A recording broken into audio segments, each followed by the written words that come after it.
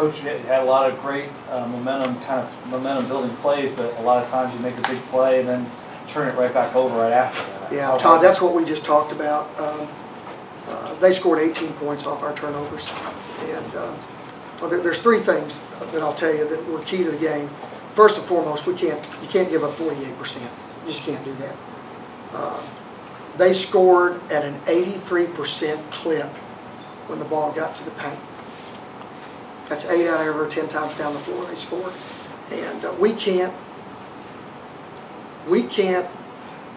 beat anybody with a 48% field goal percentage defense. Second thing is we can't turn the ball over like we did. And I thought, I'll go back and look at the film tonight, but I bet out of the 13 turnovers,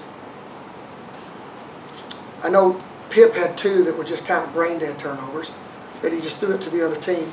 Eric McGill's turnover right in front of our bench in transition was awful. We had a turnover by Aaron coming down the floor with Sean Woods wide open for a layup, and we can't connect on the pass. We had one more like that, and I can't remember what it was, but I bet of our 13 turnovers, I bet 6 of them at least were just unforced. I mean, there's no reason to have them. At the 12-minute mark, maybe the 11-minute mark, we had 5 assists, 1 turnover. So we had 12 turnovers in basically 29 minutes, and we just can't do that. The third thing is our guards can't go 6 for 23. We're not going to beat anybody doing that. So we got to find a way to get some of our guards going offensively, because I thought our bigs today led us. They really did. Pitt and Armand, and then Rudy hit a big 3 for us as well. But those are the 3 things that when I look back at this game, those are the 3 things that that we're going to talk about, and that would be defense, turnovers, and got to make shots. And I'll give them credit. I thought they did a great job offensively. They knew where they were going to put the ball. They were going to go there regardless of what defense we were in, and they were going to get the ball there. And we didn't have an answer for it, and that was basically Smith's. Did they do something on the perimeter that you haven't seen before? You take your bigs out of the situation, and you're 13 for 43 from the floor. That's no, Liz. I just think we missed shots. I think we missed shots. I mean, I can't think.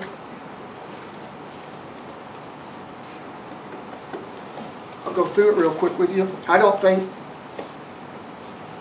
Sean Lloyd, and I can't even consider him a guard. He's part of our big rotation, but let's throw Sean in there. If Sean's in there, that puts us at 8 for 28 is what we would be. Figure out that percentage for me, please. 8 for 28. And so I'm looking here. I don't consider any of Eric's shots that were contested. I don't remember him taking a contested shot. Aaron was 3 for 8. He had 2 shots inside the paint that I probably thought were contested, but he was trying to do it. But other than that, I thought they were good. I don't think Marcus had very many shots that were contested, nor Darius. So I just think it's one of those nights we didn't make shots. And then it's a confidence factor. You got to get to the point where you feel a little bit better and a little bit more confidence, and hopefully we'll start building on that. End of the game situations, what goes into the decision-making process to foul, not to foul? Believe me, it was a huge discussion in the minute 30 that we had over there on the timeout. We thought we were going to foul Smiths. Smiths shooting 56% on the day, and we were going to foul him. Nobody else out there was a poor free throw shooter. They were all really good free throw shooters. I told them in the timeout, I asked what Smiths, because I didn't remember Smiths missing any free throws. So I said, what is Smiths from the line? They said 8 of 9. Well, we're not going to foul him because he's in a group. So then we went, okay, let's get a stop.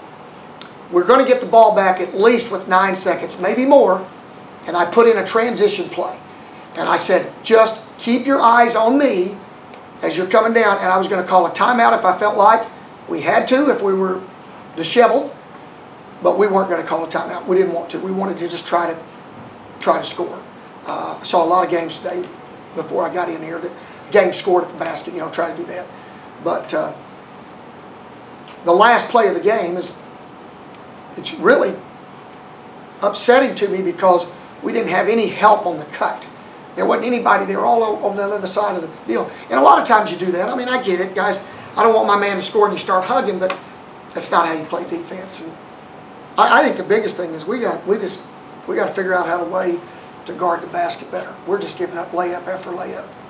I only remember 3 shots that they made on the perimeter in the second half.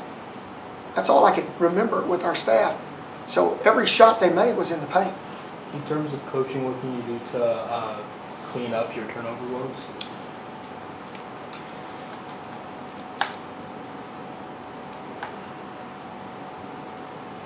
Well, that's a good question, because we've tried pretty much everything. Turn it over in practice, you run.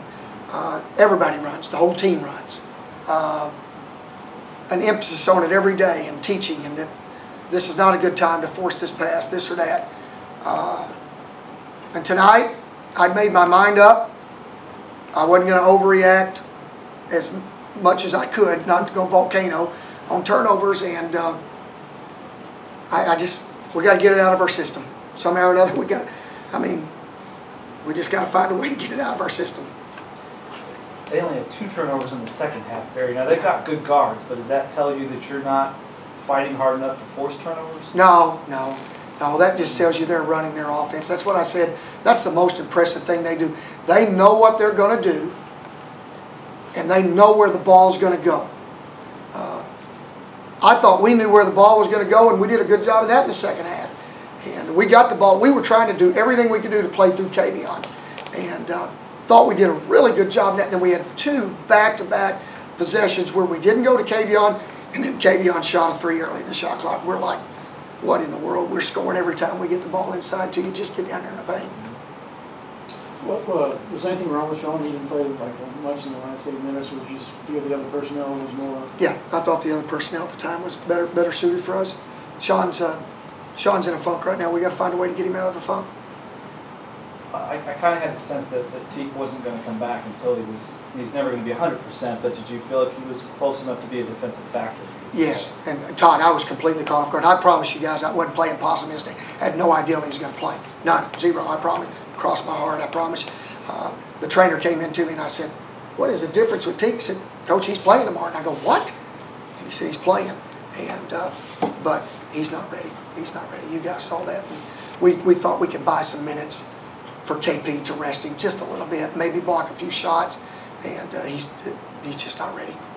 For a couple more. What did they do to not let you get to the line in the first 30 minutes? When you don't get to the free throw line, a lot of times, I don't think it's so much what they do, I think it's what we did. And we didn't attack. Our guards didn't attack as downhill as we should. Now, in our defense, we threw the ball into Pip a lot and played inside-outside where we just didn't get a lot of opportunities. But you can't go 3 for 7 and 2 of those are front ends. So really, we went 3 for 9, and you just can't do that, especially down the stretch. Last one here. Moving forward, quick turnaround with road trip by SU. How do you kind of right the ship after? Well, one of the things about our guys, for the most part, with the exception of Drake, if you look at all the road games that we've played here, Darren, we've really been a pretty good little road team. So I'm going to say what I've said all year long. You can't panic. Can't get too high. Can't get too low. They're a good team.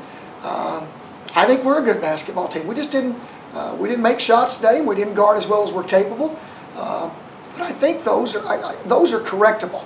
Those are correctable. I think all the things today, that the mistakes we made are correctable. But at the same time, clock's ticking. Here we go. Got to go try to get a win. Appreciate it. Okay, guys. Thanks. Best thanks for the PM. Oh, Appreciate it.